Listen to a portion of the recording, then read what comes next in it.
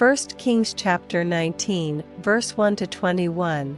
And Ahab told Jezebel all that Elijah had done, and withal how he had slain all the prophets with the sword. Then Jezebel sent a messenger unto Elijah, saying, So let the gods do to me, and more also, if I make not thy life as the life of one of them by tomorrow about this time. And when he saw that, he arose, and went for his life, and came to Beersheba, which belongeth to Judah, and left his servant there, but he himself went a day's journey into the wilderness, and came and sat down under a juniper tree. And he requested for himself that he might die, and said, It is enough, now, O Lord, take away my life, for I am not better than my fathers. And as he lay and slept under a juniper tree, behold, then an angel touched him, and said unto him, Arise and eat. And he looked, and, behold, there was a cake baken on the coals, and a cruse of water at his head. And he did eat and drink, and laid him down again. And the angel of the Lord came again the second time, and touched him, and said, Arise and eat, because the journey is too great for thee. And he arose, and did eat and drink, and went in the strength of that meat 40 days and 40 nights unto Horeb the mount of God. And he came thither unto a cave, and lodged there. And, behold, the word of the Lord came to him, and he said unto him, What doest thou here, Elijah?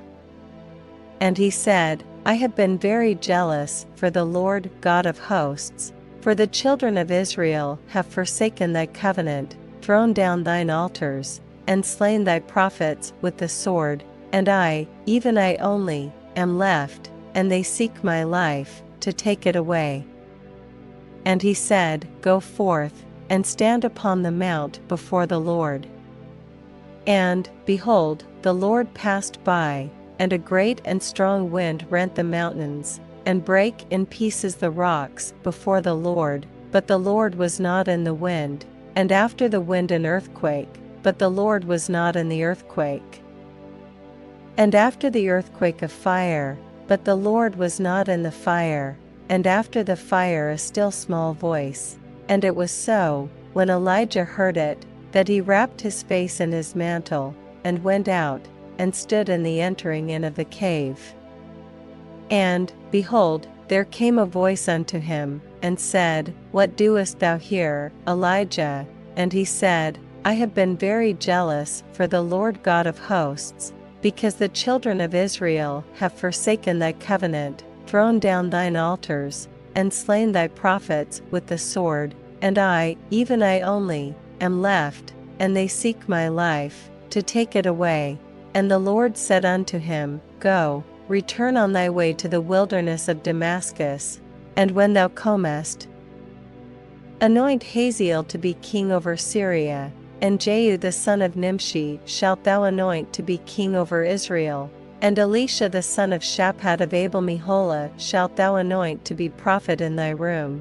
And it shall come to pass, that him that escapeth the sword of Hazael shall Jehu slay, and him that escapeth from the sword of Jehu shall Elisha slay.